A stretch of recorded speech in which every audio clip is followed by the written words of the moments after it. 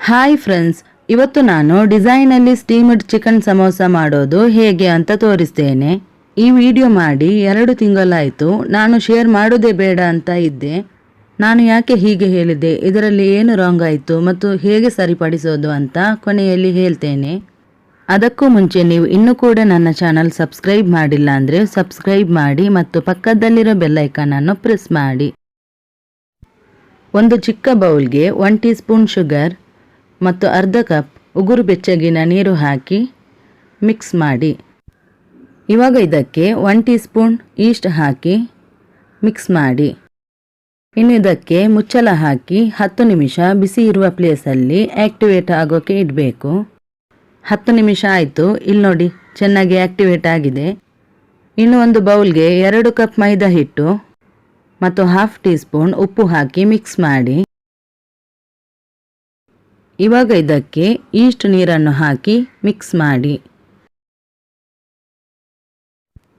ಇನ್ನು ಇದಕ್ಕೆ ಸ್ವಲ್ಪ ಸ್ವಲ್ಪವೇ ನೀರು ಹಾಕಿ ಟೈಟ್ ಡೋ ರೆಡಿ ಮಾಡಿ. ಇಲ್ಲಿ ನೋಡಿ, ಈ ರೀತಿ ಬರಬೇಕು. ಇನ್ನು ಇದನ್ನು 2 ಭಾಗ ಮಾಡಿ ಒಂದು ಪಾರ್ಟ್ಗೆ ಗ್ರೀನ್ ಕಲರ್ ಹಾಕಿ ಚೆನ್ನಾಗಿ ನಾದ್ಕೊಳ್ಳಿ. ಕಲರ್ ಚೆನ್ನಾಗಿ ಮಿಕ್ಸ್ ಆಗಿದೆ. ಇನ್ನು 2 ಹಿಟ್ಟನ್ನು ಸ್ವಲ್ಪ ಹೊತ್ತು ನಾದ್ಕೊಳ್ಳಿ. ಇವಾಗ ಹಿಟ್ಟನ್ನು ಬೌಲಲ್ಲಿ ಹಾಕಿ ಸ್ವಲ್ಪ ಎಣ್ಣೆ ಸವರಿ. ಹಿಟ್ಟಿಗೆ ಮತ್ತು ಬೌಲ್ಗೆ 2ಕ್ಕೂ ಎಣ್ಣೆ ಸವರಿ. ಪ್ಲಾಸ್ಟಿಕ್ ರ್ಯಾಪರ್ ಅಥವಾ ಕಾಟನ್ ಬಟ್ಟೆಯಲ್ಲಿ ಕವರ್ ಮಾಡಿ. ಇನ್ನು ಹಿಟ್ಟು ಫರ್ಮೆಂಟ್ ಆಗಲು ಬಿಸಿ ಇರುವ ಪ್ಲೇಸಲ್ಲಿ 2 ಗಂಟೆ ಇಡಬೇಕು. ಇನ್ನು ಸ್ಟಫಿಂಗ್ ರೆಡಿ ಮಾಡಲು 1 ಕಪ್ ಬೋನ್ಲೆಸ್ ಚಿಕನ್ ಅನ್ನು ಮಿಕ್ಸಿ ಜಾರಿಗೆ ಹಾಕಿ ಬ್ಲೆಂಡ್ ಮಾಡಿ. ತುಂಬ ನೈಸಾಗಿ ಬ್ಲೆಂಡ್ ಮಾಡಬೇಡಿ. ಇಲ್ಲಿ ನೋಡಿ, ಈ ರೀತಿ ಬರಬೇಕು. ಪ್ಯಾನ್ ಬಿಸಿ ಮಾಡಿ 2 ಟೇಬಲ್ ಸ್ಪೂನ್ ಎಣ್ಣೆ ಹಾಕಿ.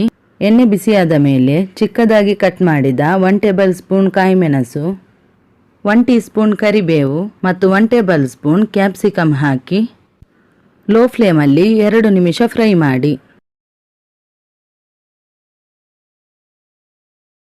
ಇವಾಗ ಇದಕ್ಕೆ ಕಟ್ ಮಾಡಿದ 3 ಈರುಳ್ಳಿಯನ್ನು ಹಾಕಿ 3 ರಿಂದ 4 ನಿಮಿಷ ಮೀಡಿಯಂ ಫ್ಲೇಮಲ್ಲಿ ಫ್ರೈ ಮಾಡಿ. 4 ನಿಮಿಷ ಆದಮೇಲೆ 1/2 teaspoon ginger garlic paste, 1/2 teaspoon ಉಪ್ಪು, 1/4 ಟೀ ಸ್ಪೂನ್ ಅರಿಶಿನ, 1/2 teaspoon chilli powder, 1/4 teaspoon pepper powder ಹಾಕಿ 2 ನಿಮಿಷ ಫ್ರೈ ಮಾಡಿ. ಓಕೆ, ಇದು ಇವಾಗ ಫ್ರೈ ಆಯಿತು. ಇನ್ನು ಇದಕ್ಕೆ ಬ್ಲೆಂಡ್ ಮಾಡಿದ ಚಿಕನ್ ಹಾಕಿ ಹೈ ಫ್ಲೇಮಲ್ಲಿ 1 ನಿಮಿಷ ಮಿಕ್ಸ್ ಮಾಡಿ.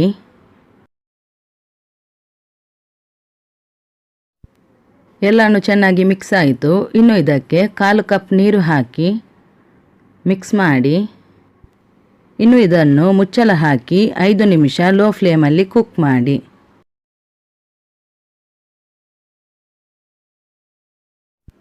ಐದು ನಿಮಿಷ ಆದಮೇಲೆ ನೀರೆಲ್ಲ ಡ್ರೈ ಆಗಿ ಆಯಿಲ್ ಸಪ್ರೇಟಾಗಿ ಬಂದಿದೆ. ಇವಾಗ ಇದಕ್ಕೆ 1/4 teaspoon jeera powder, 1/4 teaspoon garam masala powder ಹಾಕಿ ಕೊನೆಯಲ್ಲಿ ಕೊತ್ತಂಬರಿ ಸೊಪ್ಪನ್ನು ಹಾಕಿ ಮಿಕ್ಸ್ ಮಾಡಿ. ಇವಾಗ ಸ್ಟಫಿಂಗ್ ರೆಡಿ ಆಯಿತು. ಗ್ಯಾಸ್ ಫ್ಲೇಮ್ ಆಫ್ ಮಾಡಿ. ಇನ್ನು ಇದು ಪೂರ್ತಿಯಾಗಿ ತಣ್ಣಗಾಗಲು ಇಡಿ. 2 ಗಂಟೆ ಆದಮೇಲೆ ಇಲ್ಲಿ ನೋಡಿ, ಹಿಟ್ಟು ಡಬಲ್ ಆಗಿ ಬಂದಿದೆ. ಇವಾಗ ಇದನ್ನು 2 ನಿಮಿಷ ನಾದಿ ಈ ರೀತಿ ರೋಲ್ ಮಾಡಿ ಒಂದೇ ಸೈಜಲ್ಲಿ ಕಟ್ ಮಾಡಿ. ಇನ್ನು ಇದನ್ನು ಚಿಕ್ಕದಾಗಿ ಉಂಡೆ ಮಾಡಿ ಈ ರೀತಿ ಉಂಡೆ ಮಾಡಿ.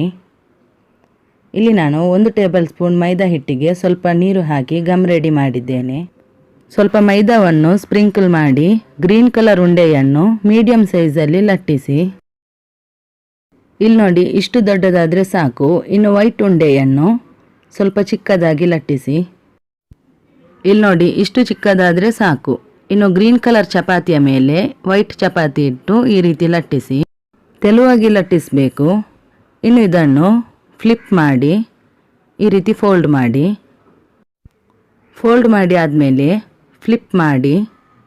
ಇವಾಗ ಇದರ ಮಧ್ಯಭಾಗದಲ್ಲಿ ಮಸಾಲೆ ಇಟ್ಟು ಈ ರೀತಿ ಫೋಲ್ಡ್ ಮಾಡಿ ಪ್ರೆಸ್ ಮಾಡಿ. ಇವಾಗ ಇದರ ಸೈಡಿಗೆ ಮೈದಾ ಹಿಟ್ಟಿನ ಗಮ್ ಹಚ್ಚಿ ಈ ರೀತಿ ಕವರ್ ಮಾಡಿ. ಕರೆಕ್ಟಾಗಿ ಕವರ್ ಮಾಡಿ. ಇನ್ನು ಉಳಿದ ಮೈದಾ ಹಿಟ್ಟನ್ನು ಕಟ್ ಮಾಡಿ ತೆಗೆಯಿರಿ. ಫೋರ್ಕ್ ಸ್ಪೂನಲ್ಲಿ 3 ಸೈಡನ್ನು ಈ ರೀತಿ ಪ್ರೆಸ್ ಮಾಡಿ ಈ ರೀತಿ ಸ್ವಲ್ಪ ಶೇಪ್ ಕೊಡಿ. ಇವಾಗ ಸಮೋಸ ರೆಡಿ ಆಯಿತು. ಇನ್ನು ಇದೇ ರೀತಿ ಇನ್ನೊಂದನ್ನು ಮಾಡಿ ತೋರಿಸ್ತೇನೆ.